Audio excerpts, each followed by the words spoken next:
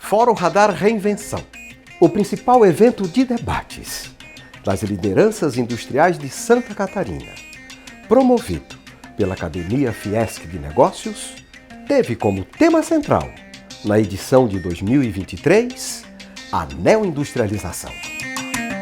Nós estamos numa indústria bastante tradicional, por isso mesmo a necessidade da reinvenção.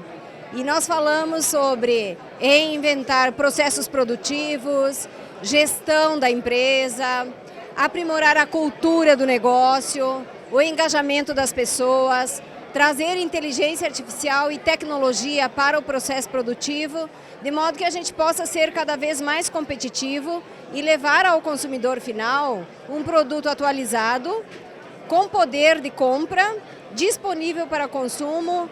E isso a gente só faz integrando o ecossistema do mercado da moda, a cadeia de fornecedores, a aproximação desses fornecedores, o desenvolvimento deles, o engajamento dos colaboradores, o desenvolvimento da liderança, a proximidade da necessidade dos nossos parceiros lojistas e especialmente entendendo as novas formas de consumo e de comportamento de uso da roupa pelo consumidor final. Primeiramente, agradecer à Fiesc, a Federação, por esse evento tão importante que une a todos, né, para uma competitividade maior, tanto para o Estado quanto para o Brasil. Mas dentro do nosso setor, que é o setor têxtil e da confecção, eu diria que os desafios da neoindustrialização ela é perene, sempre foi, e os investimentos, tanto tecnológicos, tanto no Parque Fabril, quanto em novos sistemas de informação, que abrange todo o nosso ecossistema, que entra todos os fornecedores, os nossos colaboradores, os nossos parceiros, os nossos prestadores de serviço. Essa comunicação, esse entrosamento de estarmos todos juntos para entender como é a concorrência internacional e aproveitar aquilo que o país tem de bom, para juntos sermos mais fortes e conseguir uma competitividade cada vez maior e buscar novos mercados, que é importante, e eu vejo que a Fiesc tem um papel fundamental e importante na indústria como um todo. Permeando a evolução da tecnologia na dinâmica industrial, a importância do capital humano no processo de neoindustrialização. O talento humano, o capital humano, se tornou o mais importante fator de produção. A maneira pela qual o jogo de cartas do mundo está sendo redistribuído favorece muito o Brasil nessa possibilidade de agregação de valor neoindustrial. Que o Estado de Santa Catarina seja o líder nessa nova revolução. Quando você pega, por exemplo, a competitividade e a produtividade do setor econômico catarinense, você vê que, comparado com o Brasil, ele está sempre muito bem colocado. Mas quando tu te comparas com o resto do mundo, existe uma diferença de produtividade, consequentemente de competitividade, muito grande. O que é essa diferença? Essa diferença é um nível tecnológico, é um nível de inovação dentro da pauta econômica de um determinado país ou determinada economia. A neoindustrialização é justamente isso, né? É você transformar uma pauta econômica intensiva, por exemplo, só em capital e em pessoas, numa pauta econômica que também seja intensiva em conhecimento e inovação. E isso é talvez o grande desafio para a gente dar um salto de produtividade e fazer com que a nossa indústria, a nossa economia seja competitiva não só a nível de Brasil, mas também a nível global. Eu acredito muito que hoje as empresas, né, dentro das suas operações, elas precisem olhar para além daquilo que já era o conceito da industrialização, né? Então a gente está indo hoje para além da automação, a gente está indo para além da integração de sistemas, e a gente está falando muito mais sobre inteligência de negócios, inteligência na manufatura, nos processos, e isso permite, além daqueles conceitos de aumentar a produtividade, a qualidade, para pensamentos mais voltados à flexibilidade, né? Como é que eu consigo hoje atuar numa maior fonte de renda para as minhas empresas, e isso utilizando mais tecnologia, que hoje estão mais maduras, né, mais acessíveis, e trazendo isso de forma rápida para as plantas, para as operações. Acho que o grande desafio que está acontecendo hoje no mundo, a gente tem até um índice de disrupção global que olha alguns itens como economia, como a questão social, a questão da sustentabilidade, o próprio consumidor. e também as novas tecnologias. E hoje a gente está no índice mais alto de disrupção quando você olha para todo mundo. Quer dizer, hoje as cadeias estão movimentando cada vez mais para o lado do oeste. Então a gente vê um alinhamento muito forte de México, Colômbia e Brasil como uma possibilidade de crescimento forte para pegar essa nova onda das cadeias de valores. Então isso está tendo um investimento muito grande na nossa região, principalmente no Brasil e no México, para novos projetos capitais, mas também para entrar dentro da cadeia de valor mundial, e isso traz uma oportunidade incrível para a gente. E a questão de a gente estar possivelmente fazendo uma nova industrialização no Brasil permite que a gente entre de novo nessa cadeia e faça parte desse movimento global que está acontecendo. Muita disruptura, muita continuidade em relação às mudanças, mas uma grande oportunidade para a gente de se estabelecer cada vez mais forte como um grande país industrial. A cooperação entre o setor público e privado foi destacada como fundamental para a renovação da indústria brasileira. O painel Instrumentos de Apoio, Financiamentos e Oportunidades para a Neoindustrialização enfatizou o apoio financeiro para investimentos em inovação por meio do BNDES e FINEP. Inovação é uma linha estratégica e o setor industrial é fundamental, né? E a neoindustrialização vai estar ligada a todas elas. E a neoindustrialização tem como premissa tanto a agenda de inovação como a agenda verde e a agenda de exportação. E o BNDES está fortemente ligado a todas elas, apoiando, né, e financiando o setor empresarial de forma estratégica. Algumas coisas importantes para colocar, né? Já foi aprovada no âmbito do Congresso Nacional uma linha diferenciada de taxa de juros para a inovação, né, que deve ficar em média, que a gente está chamando de mais inovação no BNDES, que deve ficar em média em 4% nominal, ou seja, a taxa de juros mais barata para o apoio ao setor industrial, para a inovação.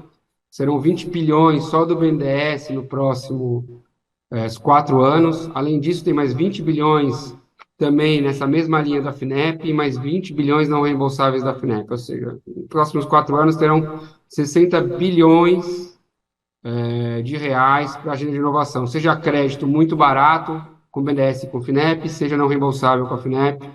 Ou seja, é a maior soma de recursos colocada para a agenda de inovação do setor empresarial. Então, aproveito para convidar todos os empresários aí presentes a se aproximarem aqui do BNDES para que a gente possa atender as demandas de todos vocês. No âmbito da agenda de indústria verde, industrialização verde, o governo federal, a partir do ano que vem, vai potencializar o Fundo Clima. O Fundo Clima é um fundo que esse ano vai ter em torno de 600 milhões de reais, e a partir do ano que vem, 10 bilhões de reais a taxas em média de 6,15%, né? O governo vai emitir um Green Bond, vai captar fora do país, captar no mercado, e o Tesouro Nacional vai apenas fazer o hedge para não ter problema com a questão do câmbio, para não ter oscilação do câmbio. Então vai ficar uma taxa muito atrativa. A indústria é o carro que vai puxar o desenvolvimento econômico, social e ambiental do Brasil. Veja bem, o fato da indústria ser importante significa que outros setores, como o setor agro, vão deixar de ser importantes. O agro é muito importante para o país, tem um papel estratégico, mas o agro precisa de indústria, precisa de fertilizantes, precisa de máquinas, precisa de equipamentos, e quem puxa isso é o setor industrial. Então, nós vamos tentar neoindustrializar esse país, né? Ou seja, trazer uma nova indústria com uma visão mais inovadora, mais digital, mais verde. Então, eu acho que vamos precisar muito da parceria com a Fiesc. Eu acho que a parceria com a federação vai ser estratégica para que os empresários possam também ter acesso a esse recurso, né? O BNDES opera tanto de forma direta, né, com empresas com receita operacional acima de 80 milhões, ou de forma indireta, com uma rede de mais de 50 bancos, né? Badesc aí, mas tem as cooperativas de crédito, BRDE, né? O presidente do BRDE está aí, nosso parceiro. Então, tem uma rede de bancos públicos, e também privados e cooperativas que operam esse recurso para as pequenas empresas, e a ideia é que esse recurso da inovação, do Fundo Clima e mesmo do FUSH possam chegar em todo o país, inclusive nas pequenas empresas. E uma outra agenda estratégica, para terminar minha fala, é a agenda de exportação. A economia brasileira é apenas 2% da economia mundial. No governo do presidente Lula, a gente quer estimular a exportação das empresas brasileiras. O BNDES é um ator relevante para apoiar o setor industrial a exportar. Então, nós estamos trabalhando pesadamente para poder apoiar ainda mais a exportação do setor empresarial.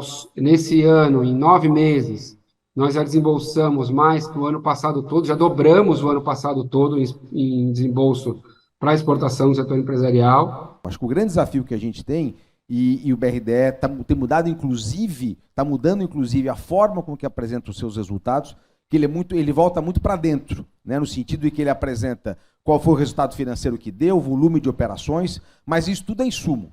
Nós temos que discutir qual é o impacto das nossas ações e discutir com a sociedade quais são as ações de maior impacto e montarmos os nossos produtos a partir daquilo que vai, de fato, dar impacto dentro desse desafio conjunto aqui da sociedade e da missão que nos é apresentado. Nós hoje, especialmente aí falando da parte de inovação, nós somos o maior operador da FINEP no Brasil para operações indiretas. A FINEP opera para empresas com faturamento acima de 300 milhões de reais, ela opera diretamente, e nas empresas com faturamento abaixo de 300 milhões de reais, ela opera através de instituições financeiras. Mais da metade de tudo que a FINEP aplicou no Brasil foi aplicado através do BRDE. O BRDE é parte desse processo da fortalecimento da indústria, da neoindustrialização aqui em Santa Catarina.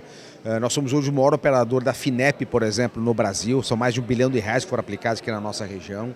Hoje a FINEP é talvez o nosso segundo fonte de recurso mais representativo, que demonstra a capacidade de inovação que a indústria de Santa Catarina e da região sul tem como um todo. Nós estamos dobrando o nosso investimento em fundos de participação, justamente em parceria com o Centro de Inovação, com a Secretaria de Inovação e Ciência e Tecnologia, para trazer justamente, usar esse ativo que o Estado tem e poder fortalecer a inovação lá no seu nascedor, em parceria com as universidades, ações como o BRD Labs, por exemplo. Nós compreendemos dentro dessa grande missão que o Estado de Santa Catarina tem, de gerar qualidade de vida, de poder gerar um novo processo de crescimento econômico e também muito vinculado à questão, naturalmente, da descarbonização, da sustentabilidade, que vão ser fundamentais, de apoiar o agronegócio, continuar apoiando o agronegócio catarinense, que é tão importante para o nosso Estado. Felipe Monteiro, do Empíricos BTG Pactual, destacou a dimensão do mercado de carbono. Hoje, os maiores investimentos em crédito de carbono e em projetos de carbono não são feitos por brasileiros. Acho que 2 grandes investimentos foram feitos pela Rockefeller Foundation e pela seguradora francesa AXA. É um tema que está mais desenvolvido lá fora e que a gente tem que trazer para a discussão aqui no mercado privado. O crédito de carbono nasceu em 97, no Protocolo de Quioto. Foi a primeira vez que o ativo foi criado como forma de remunerar por serviços ambientais ou de remoção e redução de gases de efeito estufa na atmosfera. O Protocolo de Quioto ele foi assinado principalmente pelos países desenvolvidos, não envolvia o Sul global, e em 2015 ele foi substituído pelo Acordo de Paris, que aí 197 nações assinaram o Acordo de Paris, se comprometendo a limitar o aquecimento global em até 1,5 grau nesse século. Por que 1,5 grau? 1,5 grau é o que os cientistas do IPCC concordaram que é um limite saudável de aquecimento. Aquecer a gente vai. Agora a gente precisa limitar para 1,5 grau. E aí em 2021, o grande objetivo é a limitação de 1,5 grau. E como que faz para a gente limitar o aquecimento em 1,5 grau? O mundo precisa atingir o famoso Net Zero até 2050. Isso são emissões líquidas negativas, então zeradas. Então tudo que a gente emite, a gente deve remover. Não temos tecnologia para reduzir em escala a emissão de gases do efeito estufa. Então precisamos apoiar projetos que façam a remoção para que a gente consiga atingir o equilíbrio. A gente teve, dia 4 de outubro, a aprovação de um mercado regulado de carbono aqui no Brasil. Então, a gente está num momento de transição e transformação para as empresas. Entendemos hoje a gente já tem conhecimento que não existe trade-off entre crescimento econômico e impactos ambientais. Então, o mercado financeiro, principalmente, que tem olhado bastante esse tema, a CVM tem olhado e transformado crédito de carbono em ativo financeiro.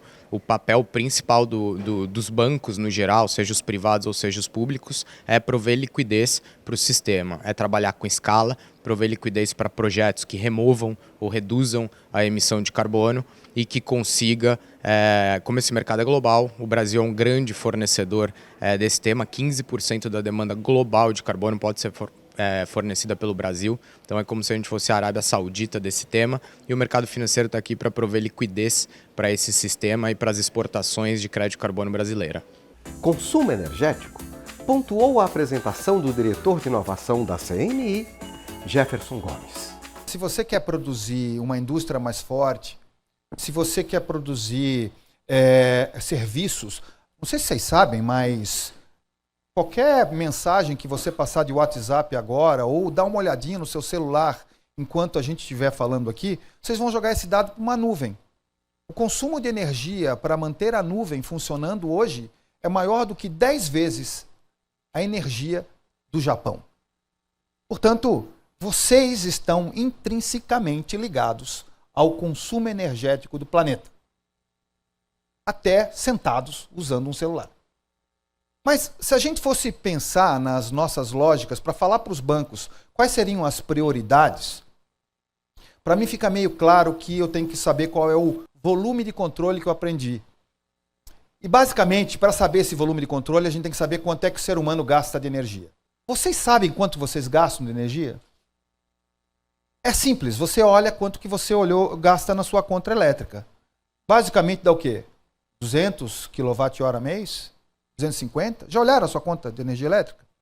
Fácil, vocês vão achar isso. Vocês vão achar que mais ou menos um cidadão médio brasileiro gasta de 2.500, não, de 2.000 a 3.000 kWh ano. O europeu gasta 3 vezes o que a gente gasta.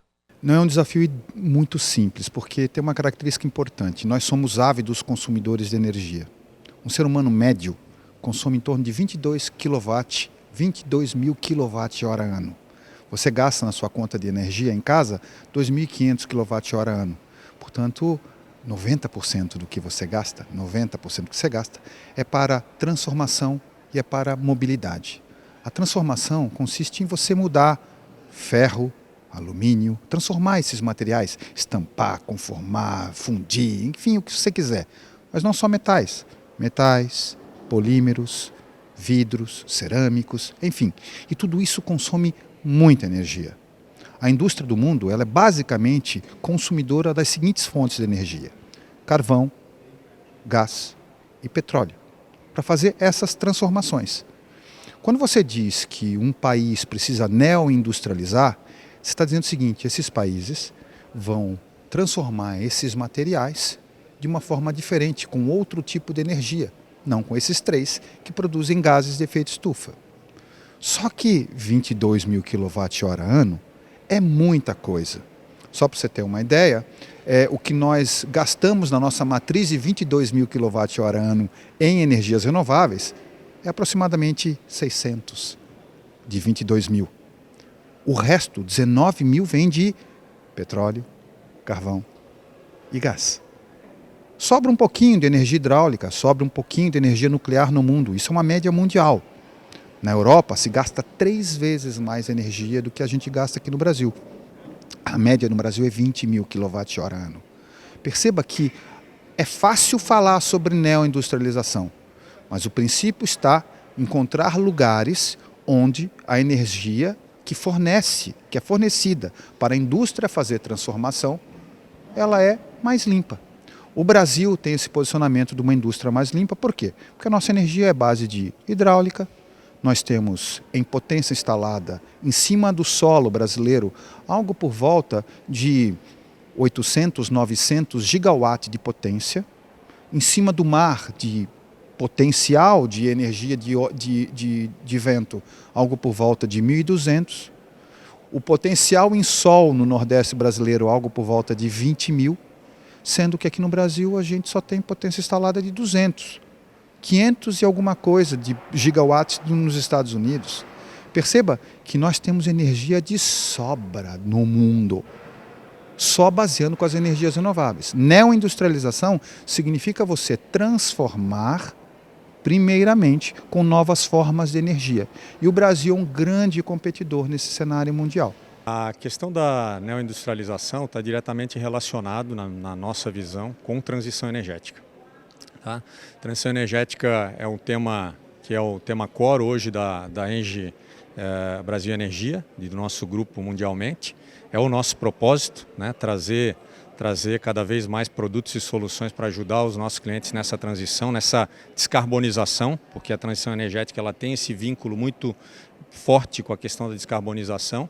E a gente vive hoje no país, né, no Brasil, um momento extremamente favorável do ponto de vista energético, com um investimento em energia renovável bastante grande, que trouxe uma sobreoferta de energia renovável para o mercado e que, de certa forma, também fez com que os preços se tornassem mais atrativos da energia.